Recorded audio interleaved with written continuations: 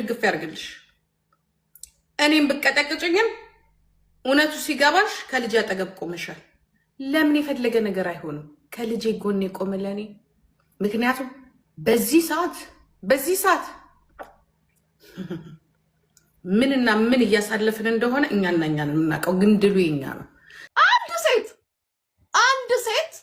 አንድ ሴት ልጇን ባሏ ላይ ጥላ እሷ ትምህርቷን ስለተማረች ይሄን ሁሉ ማባባሉ ምንድነው ነው ጥያቄው? ምንድነው? ለምንድነው እሱ ባል ላይ ልጅ የማይጣለው? ሳምሪ እናት የሆነችው ጂጂ ኪያ በዚህን ያህል ደረጃ ሆድ ብሷት የሚያውቅ አትመስልም። በፊቷ ይነበባል አሁን ያለችበት ስሜት። ጉዳዩ እልህ የተያዘች ይመስላል። ከዛም ባለፈ መልኩ ደግሞ ሆድ የባሳትና የከፋት እንባም ያላት ትመስላለች። ጂጂ ኪያን በዚህን ያህል ደረጃ እንመለከታታለን ብለው ያልጠበቁ የበፊት ጥንካሬዋን የሚያውቁ እህቶች፣ የተለያዩ አርናቂ ወዳጆቿ እስቲ እናንተ ጋርም እውነት ሊኖር ይችላል፣ ብቻ በዚህ ቤተሰብ ውስጥ ፈጣሪ አምላክ ጣልቃ ይግባ። የፋኒና የሳምሪ ሁኔታ ያሳዝናል። በተለይ በሳምሪ እናት ጂጂ ኪያና በልጇ ሳምሪ በኩል ያለው እውነታ ደግሞ እኛም ማናቀው ሊሆን ይችላል በማለት አንዳንዶች ቆም ብለው እያሰቡ ይገኛሉ። በተለይ ደግሞ ሊያሾ ያስተላለፈችውን መልእክት በመስማት ሁሉንም እንግዲህ በዝርዝር ይዘን ብቅ ብለናል። በተለይ አሁን ላይ ሳምሪ ከሚዲያ እየጠፋች ይመስላል። በተለይ ከሰሞኑ በነበሩት ውዥንብሮች አማካኝነት እናቷ ጂጂ ኪያ ብዙ መልሶችን እየሰጠች ነው። ብዙ ነገር እንደከፋቸውም ተናግረዋል።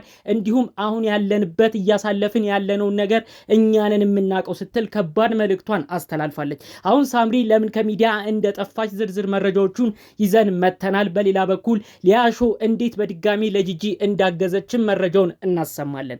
ሰላም ውድ የሀገሬ ልጆች፣ በያላችሁበት ሰላማችሁ ይብዛልኝ። ዛሬም አዳዲስ በሆኑ ጉዳዮች ነው ብቅ ያልነው። ለዚህ ቻናል አዲስ ከሆናችሁ ሰብስክራይብ በማድረግ ሁሌ የምንለቃቸው ቪዲዮዎች እንዲደርሱ ይሁን።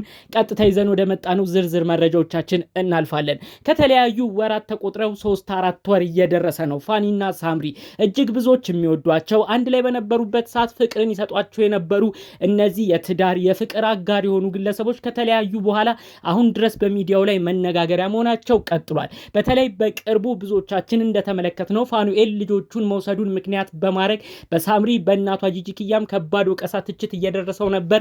እሱም አባት ነው የማሳደግ ኃላፊነት አለበት ሲሉ እናትና ልጅ ተደምጠዋል። በሌላ በኩል ፋኑኤል የራሱን እውነት ተናግሯል። እኔ ልጆቹን የወሰድኩት እናትና ልጅ አንፈልግም ብለው ልጆቹ ወደ ቤት እንዳይገቡ ስላረጉ ነው። እኔ ምንም ሳይኖረኝ ቤት እንኳን በቅጡ ሳልቀበል ልጆቼን የወሰድኩት ብሏል። ታዲያ በዚህ ንግግሩ ብዙዎች እንደ አዲስ ሳምሪንም እናቷ ጂጂንም ብዙ ነገር እየተናገሩ ነበር። ታዲያ እንግዲህ በዚህ ሁኔታ ነው ሊያ ያልተጠበቀ የቲክቶክ ላይቭ እንዲሁም ዩቲዩብ ላይ ላይቭ በገባችበት ወቅት ስለነ ጂጂ የተናገረችው። በጂጂ በኩል ማንም ሰው አልተረዳም። ሳምሪንም ቢሆን ውስጧን ያወቀላት የለም። ማንም እናት ለልጇ ትከራከራለች። ስለዚህ ጂጂን በምትሰራቸው የበፊት ስራዎች ብቻ በመነሳት አሁን ሁሉም ሰው እነሱ ላይ ማደሙ ልክ አይደለም። ማንም እናት ልጇን እንደምታጠነክረው፣ ማንም እናት ልጇ እንድትማር እንደምትፈልገው ጂጂ የሚያደርገችው እንደዛ ነው። ልጇ ሳምሪ እንድትማር ነው የፈለገችው። ለዛም ምክንያት ነው ልጆቹን እሱም ኃላፊነት ወስዶ እንዲያሳድግ መልእክታቸውን ያሰሙት። ሰው ግን በተቃራኒ ወስዶባቸዋል ይህን መልእክታቸውን በማለት ሊያ እንግዲህ ስለ ጉዳዩ ትንታኔ አድርጋ ነበር። ታዲያ ይህንን በማስመልከት ነው ጂጂ በጣም በከፋኝ ሰዓት፣ በተለይ ማንም በሌለኝ ሰዓት፣ ሁሉም በዞረብን ሰዓት ሊያሾ እኔም ማልጠብቃት ይህንን መልስ መስጠቷ አስደስቶኛል ብላ ቪዲዮ መግቢያ እንደተመለከታችሁት እንግዲህ መልእክቷን ያስተላለፈችው ማለት ነው። ይህ ቤተሰብ እንግዲህ ያለበት ነገር በጣም ያሳዝናል። በተለይ ብዙ ወቀሳ፣ ትችቶች ሳምሪን ብዙ ነገር እየደረሷት ነው።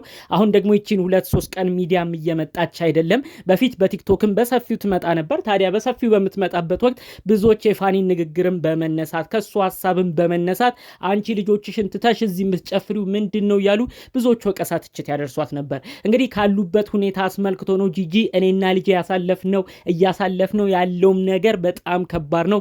ማንም በእኛ ሁኔታ ሆኖ አልተረዳውም። ይሄን ደግሞ የተረዳቸው ያልጠበኳት ሊያ ነው። ሀቅ ይውጣላት፣ መቼም ማረሳትም ስትል ነው ይህን መልእክቷን ያስተላለፈችው ማለት ነው። እንግዲህ ሊያ ይህንን ሐሳቧን ለመስጠቷ አሁን ድረስ ሰዎች ብዙ እየተናገሯት ነው። አንዳንዶችም እንግዲህ ፋኑኤል ከቤታ ጋር ስለታየ የሊያ ጠላት ከሆነችው ከቤታ ጋርም ቪዲዮ ቲክቶክ ላይቭ ላይም ስለታየ ነው ሊያሾ በንዴት ሆና ጂጂን ደጋፊ ሆና ሳምሪን ደጋፊ ሆና ፋኒን የተናገረችው እያሉም ስለ ጉዳዩ የሚያምራሩ ሰዎች አሉ።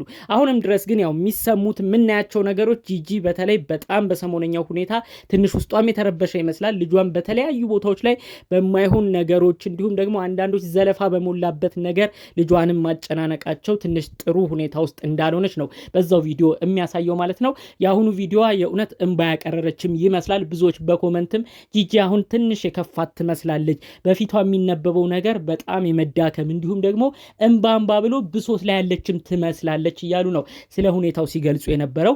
አሁንም ቢሆን ቢቻል እባካችሁ በፋኒም በሳምሪም በኩል ያላችሁ ሰዎች እነዚህ ልጆች ወልደዋል፣ ተለያይተው የማይለያዩ ናቸው። በጣም የብዙዎቻችን ማስታወሻ መሆን የሚችሉ ሰዎች አሉ። በትዳር በፍቅር መካከል የነበሩ ሩሃማና ሀብታሙ የሚባሉ ብዙዎቻችሁም ታስታውሷቸዋላችሁ ብዬ አስባለሁኝ። ኢቢኤስ ቴሌቪዥን ላይ ሰይፉ ፕሮግራም ላይ ቀርበው የነበሩ ኩላሊት እንግዲህ ሀብታሙ የሚባለው ለሩሃማ ሰጥቶ ሩሃማ ከዛ በሆነ ጉዳይ ተጣላች፣ ፍቅረኛዋን ሀብታሙ ብዙ ተዳርሰው ኢትዮጵያ ሕዝብን በብዙ ኮመንት እነዚህን ሰዎች ብዙ ነገር ሲናገሯቸው ነበር። ነገር ግን ማንም ባልጠበቀው ማንም ባላሰበው ሁኔታ ፍቅር አሸነፈ ብለው ሁለቱ አንድ ላይ ሲሆኑ ነው የተመለከትነው። በስተመጨረሻም የተጣላችሁ ሁሉ ታረቁ ሲሉ ነው እንግዲህ እነዚህ ፍቅረኛሞች ሁሉ የሰማ ነው። ስለዚህ ፋኒና ሳምሪ ደግሞ ብዙ የሚያስማማቾች እንዳሏቸው እኔ የእውነት በጣም ነው የሚሰማኝ። ምክንያቱም እንግዲህ ፋኒና ሳምሪ ገና በልጅነት እድሜ የተዋወቁ በ12 እድሜያቸው አብረው የኖሩ ከዛም በመቀጠል ብዙ ሀብት ያፈሩ በልጆች የተባረኩ ምንም ቢሆን እንኳን ልጆቻቸው ሁኔታ አለያይቶ አያለያያቸውም። የወለደ ሰው አይለያይም የሚባል የሀገሬ ባህል ራሱ አለ አባባል። ስለዚህ እንግዲህ እነዚህ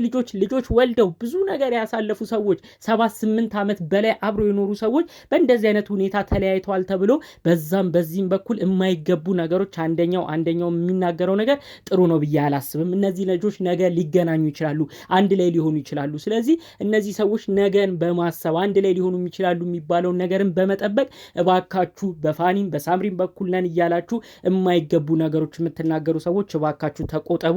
እነዚህ ሰዎች ወልደዋል፣ ተዋልደዋል፣ ተለያይተውም ሊለያዩ አይችሉም። እንግዲህ ፈጣሪ አምላክ የምንሰማው አዲስ ነገር ካለ አብረን የምናይ ይሆናል። እስከዛው ግን እንደው እባካችሁ በእነዚህ ቤተሰቦች መካከል እየገባን የማይገቡ ነገሮችን ሀሳብ አስተያየት እየሰጠን ወደ ሌላ ነገር ባንወስዳቸው ጥሩ ነው ብዬ አስባለሁ። እንግዲህ በአጠቃላዩ ግን ጂጂ ከባድ ጊዜ እያሳለፈች እንደሆነ ነው አፍ አውጥታ የተናገረችው። እኔ ለማንም ተሸንፌ አላቅም፣ ነገር ግን ከባድ ጊዜ ላይ ነኝ ብላ ተናግራለች። እንግዲህ ፈጣሪ አምላክ ያልታሰበ እርቅ ያልታሰበ ሰላም በዚህ ቤተሰብ አምጥቶ ቢቻል ተከባብሮ የሚኖሩ ካልተቻለ ደግሞ እንግዲህ ሁሉም ሰላማቸውን ጠብቀው ዘለፋ የሌለበት ህይወታቸውን የሚቀጥሉበትን ነገር ፈጣሪ አምላክ እንዲያመጣላቸው የእውነት እንደ ሁልጊዜው በመመኘት የዛሬው መረጃዎችን እዚህ ጋር አበቃለሁ። በሌሎች ጉዳዮች እስክንገናኝ ሰላሙን ሁሉ ተመኘሁላችሁ። ሰላም።